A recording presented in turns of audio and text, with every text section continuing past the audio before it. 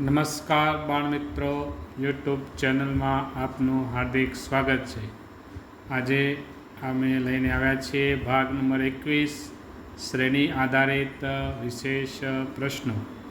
હવે આ પ્રકારની શ્રેણીના દાખલામાં જોઈએ તો એમાં આ પ્રકારના જે પ્રશ્નો જે છે તેની અંદર જવાબ ખૂબ જ સરળ હોય છે, પરંતુ જો કાળજીપૂર્વક તેને વાંચવામાં ન આવે તો ઘણી વખત તે દાખલાનો જવાબ ખોટો પડે છે.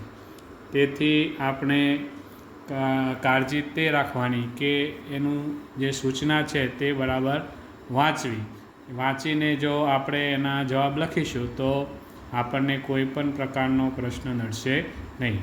તો ચાલો આપણે શરૂ કરીએ. શ્રેણી આધારિત વિશેષ પ્રશ્નોમાં બે નિયમો જે છે એમાં પહેલો નિયમ છે મૂળાક્ષર પ્રકારની શ્રેણીના પ્રશ્નો અને બીજો છે અંક પ્રકારની શ્રેણીના પ્રશ્નો. ચાલો આપણે પહેલો પ્રશ્ન જોઈએ.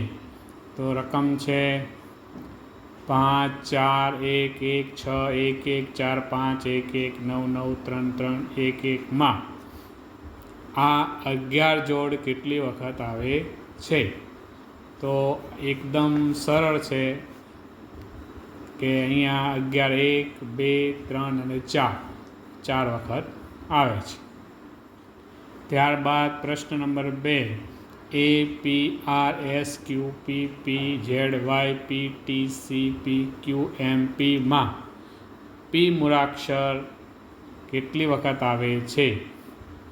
તો આપણે અહીંયા કરેલું જ છે 1 2 3 4 5 6 6 વખત P મૂળાક્ષર આવે છે.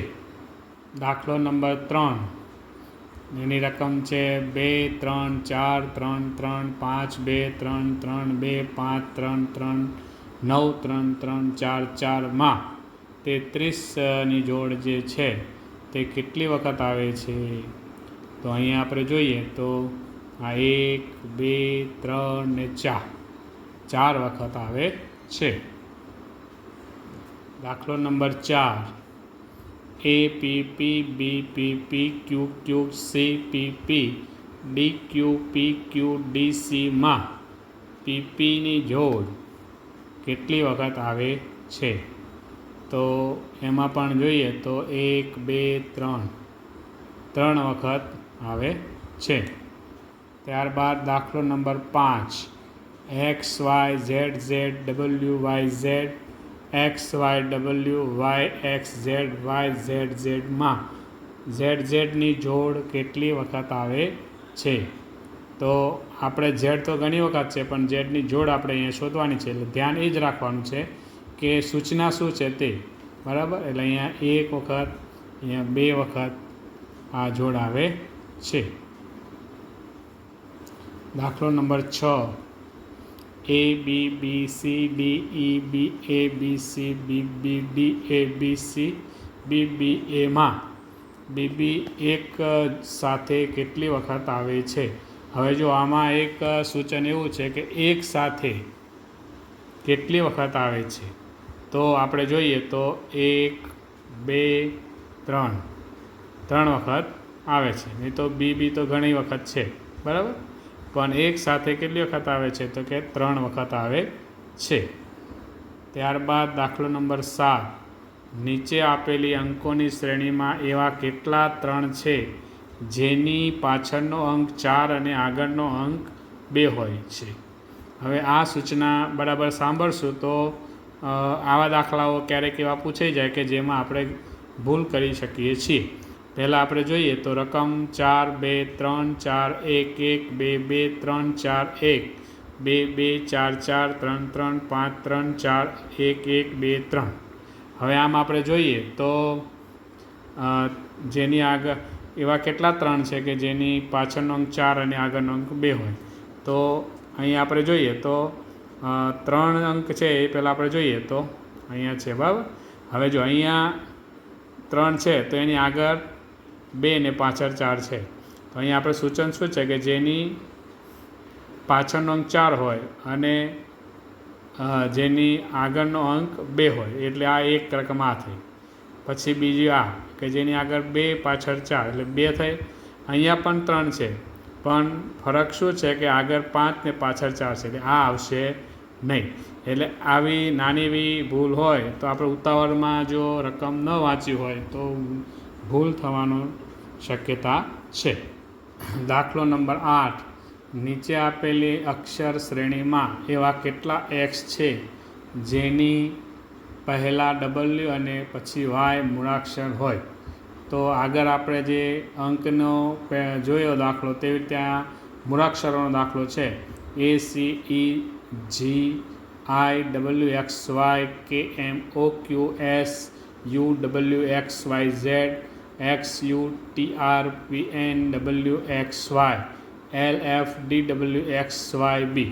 હવે આપણે જોઈએ તો આગળ પાછળ જોવાનું છે કે જેને પહેલાં W ને પછી Y હોય તો જો W ને Y છે તો XX પહેલાં જોઈ લીધા, અને પછી એની આગળ આપણે જોઈએ તો Y ને W છે, WY અહીંયા પણ WY અને WY, એટલે 4 એવી X છે કે જેને આગળ W ને પાછળ Y છે. દાખલો નંબર 9. નીચે આપેલી અંક શ્રેણીમાં ડાબી અને જમણી બાજુએથી ક્રમશઃ એક અંક દૂર કરતાં મધ્યમાં કયો અંક રહે? તો આપણે અહીંયા જોવાનું, આ ડાબી સાઈડ એક અંક દૂર કરવાનો, જમણી સાઈડ એક અંક દૂર કરવાનો, એમ કરતાં આવવાનું, સરખા લેવાના. તો આપણે જોઈશું તો 1 2 3 4 5 6 7 8 9 10. આ બાજુ જોઈએ તો 1 2 3 4 5 6 7 8 9 10 અને 11, 12મો એટલે 11 તો 22 ને કુલ 13 અંક છે. એટલે 7 સંખ્યા એવી છે કે મધ્યમાં આવશે. આ બાજુ પણ સરખી ને આ બાજુ પણ સરખી. બરાબર. હવે દાખલો નંબર 10. નીચે આપેલ વિશેષ શ્રેણીમાં એવા કેટલા અંગ્રેજી મૂળાક્ષરો છે જેની પાછળ તરત જ સંખ્યા આવે? તો આપણે જોઈએ તો 9M 66M 959M 78M 16M 96M 9.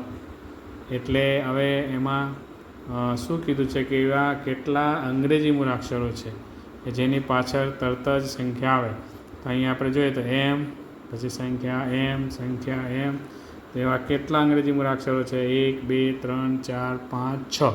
તો 6 મૂળાક્ષરો આવે.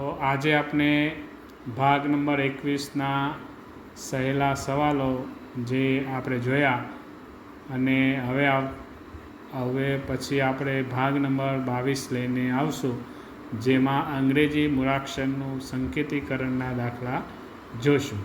નમસ્કાર.